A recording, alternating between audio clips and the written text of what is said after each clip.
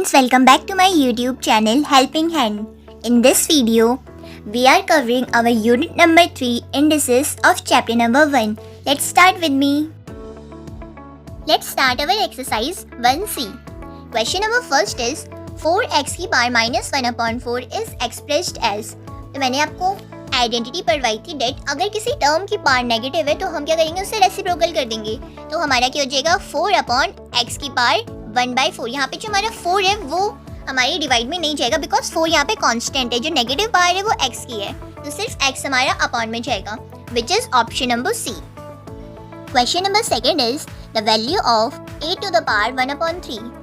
यहाँ पे हमें a टू द पावर 1/3 की वैल्यू फाइंड करनी है. तो 8 को हम ऐसे लिखते हैं, 2 की पावर 3 हम लिख सकते हैं और इस पूरी की पावर हमें क्या दी है 1/3 दी है. तो मैंने आपको एक आइडेंटिटी पढ़वाई थी डेट अगर a की पावर m दी है और उस पूरे की पावर n दी है तो जो दोनों पावर है वो क्या हो जाएंगी, वो इनटू हो जाएंगी. वो क्या हो जाएंगी a की power m into n. Similarly यहाँ पर भी वही करेंगे हम, 2 की पावर 3 इंटू 1/3. तो यहाँ से 3 से 3 कैंसिल हो जाएगा और हमारा आंसर क्या आ जाएगा 2, which is option number C. Question number third is the value of 2 into 32 to the power 1/5. तो हम 32 को कैसे लिख सकते हैं, हम 32 को 2 की पावर 5 लिख सकते हैं बिकॉज अगर हम 2 को 5 टाइम्स मल्टीप्लाई करेंगे तो हमें 32 मिलेगा और इस पूरे की पावर हमें क्या गिवन है 1/5 गिवन है. तो यहाँ से दोनों इंटू में है तो यहाँ से 5 से 5 कैंसिल हो जाएगा तो क्या बचेगा 2 into 2 which is 4. So our option number C is correct. Question number 4 is the value of 4/32 to the power 1/5. Similarly हम 32 को क्या लिखेंगे 2 की पावर 5 और उसकी पावर 1/5 है तो 5 से 5 कैंसिल हो जाएगा, मीन्स क्या बचेगा 1 और ऊपर क्या है 4. तो यहाँ से हमारा क्या आ जाएगा 4/2, 2 2 ज़ा 4. हमारा आंसर क्या आ जाएगा 2, which is our option number B.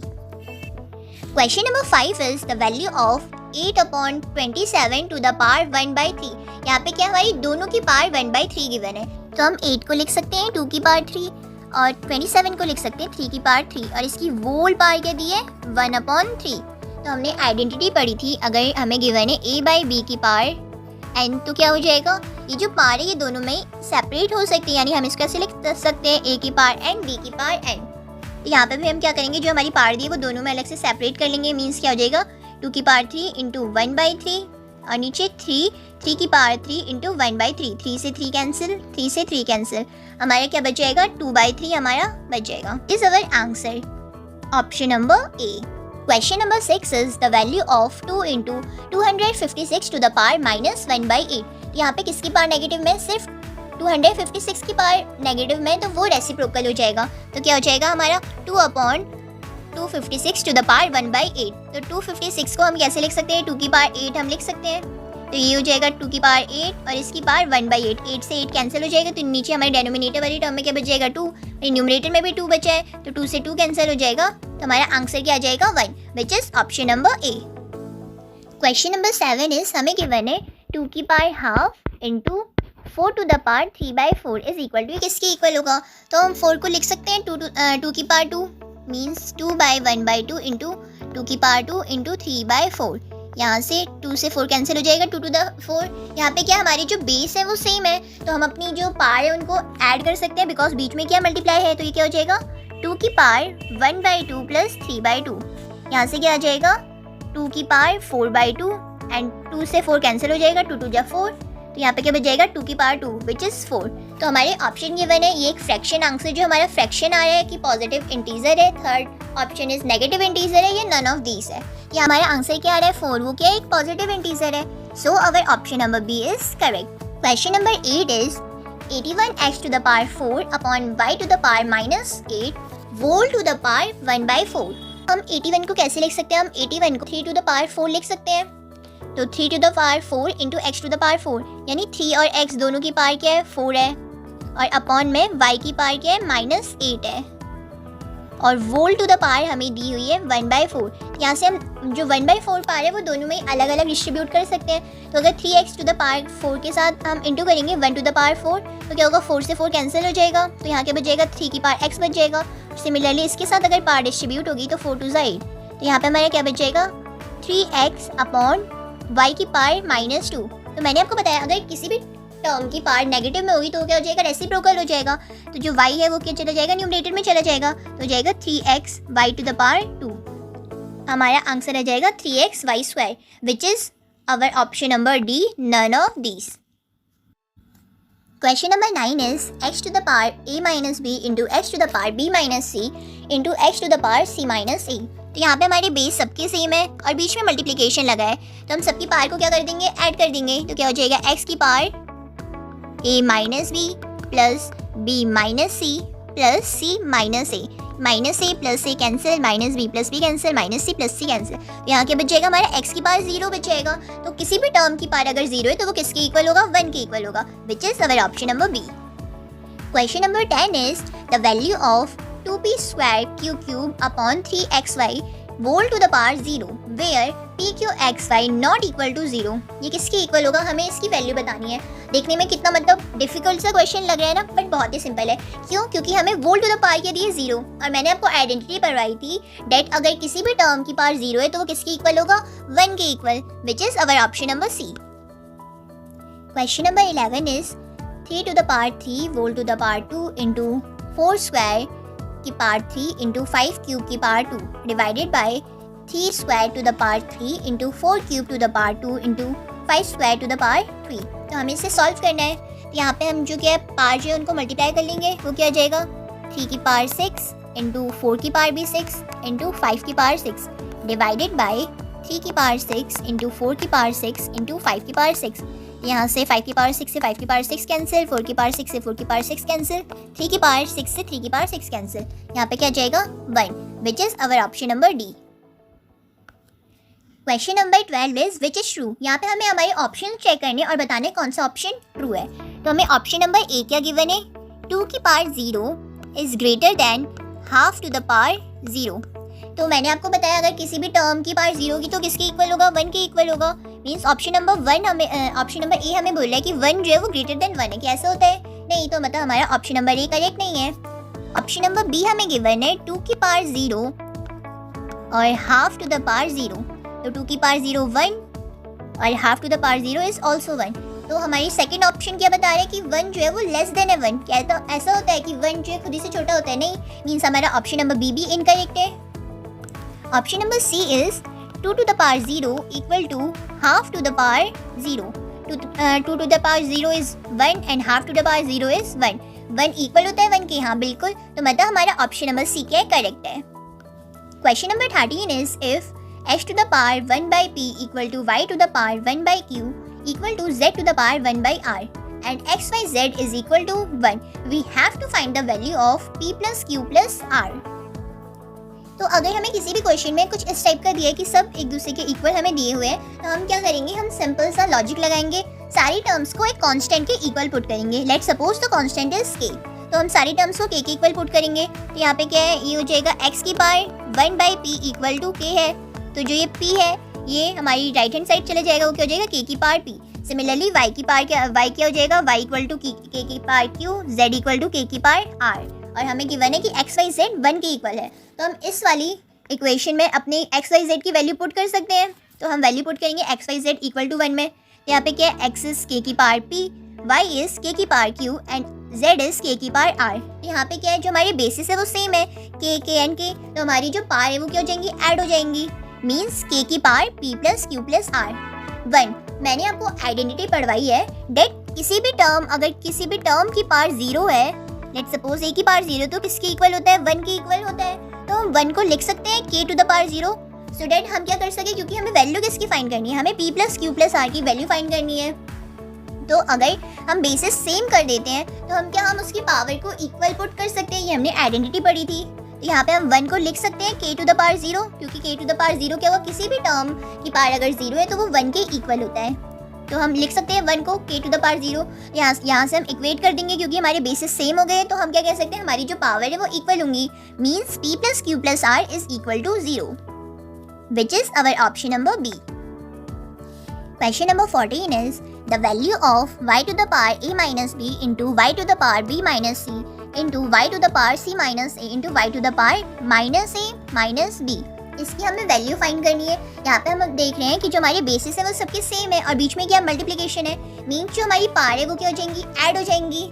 तो हम लिख देंगे y की power a minus B plus b minus C plus c minus A plus, यहाँ पे प्लस होता है ये माइनस a माइनस बी, तो साइन क्या होता है, चेंज हो जाता है, माइनस a माइनस बी।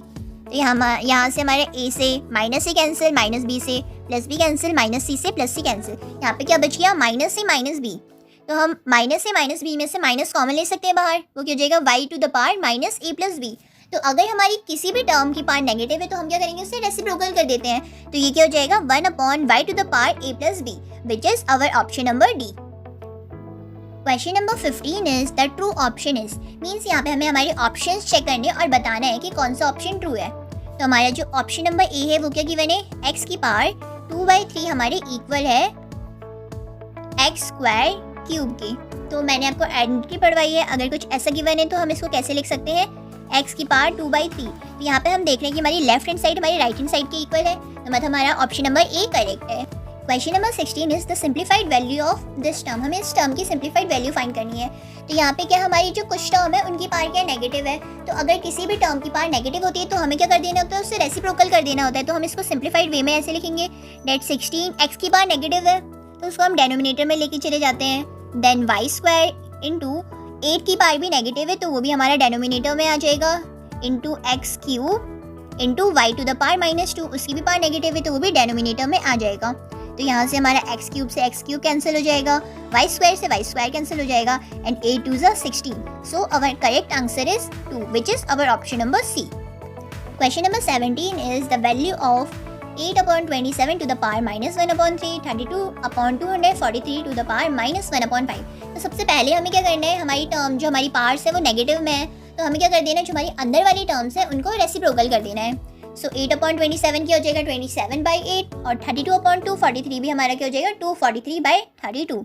तो 27/8 को हम कैसे लिख सकते हैं, 27/8 को हम लिख सकते हैं, 27 को हम लिख सकते हैं 3 टू द पावर 3, एंड 8 को हम लिख सकते हैं 2 टू द पावर 3। इनकी पावर क्या है, होल टू द पावर 1/3। तो दोनों में जो पावर है वो डिस्ट्रीब्यूट हो जाएगी, तो 3 से 3 कैंसिल हो जाएगा, यहाँ पे भी 1/3 आ जाएगी पावर, उससे 3 से 3 कैंसिल हो जाएगा। तो हमारी जो फर्स्ट वाली टर्म है वो सॉल्व होकर क्या आ गई, 3/2 आ गई, इंटू जो हमारी सेकेंड वाली टर्म है 243/32 हो गई, क्योंकि पावर नेगेटिव है तो हम क्या कर देंगे, उसे रेसिप्रोकल कर देंगे।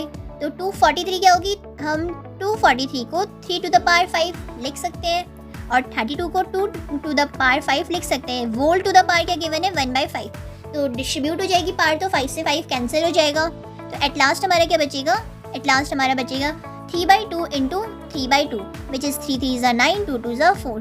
सो our correct answer is 9/4, which is our option number A. Question number 18 is the value of this term. तो हमें ये टर्म दी है, हमें इसे सिंप्लीफाई करना है।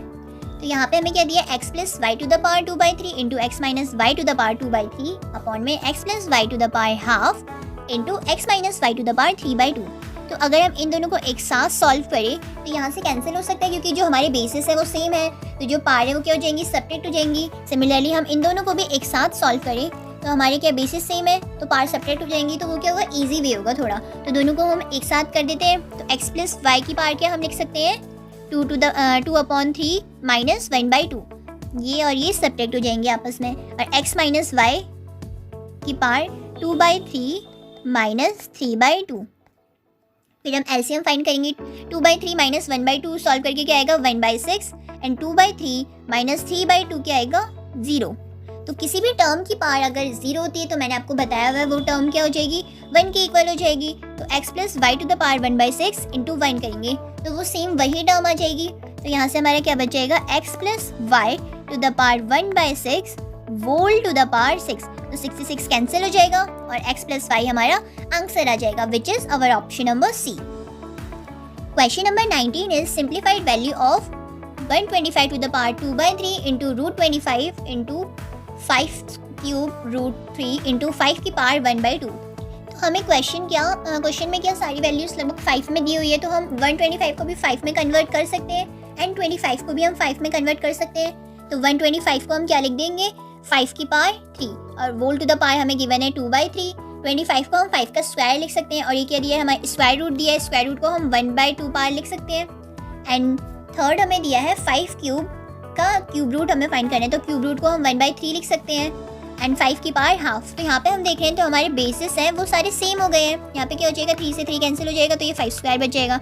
यहाँ 2 से 2 कैंसिल हो जाएगा, सिर्फ 5 बच जाएगा। यहाँ 3 से 3 कैंसिल हो जाएगा, यहाँ पे भी सिर्फ 5 बच जाएगा।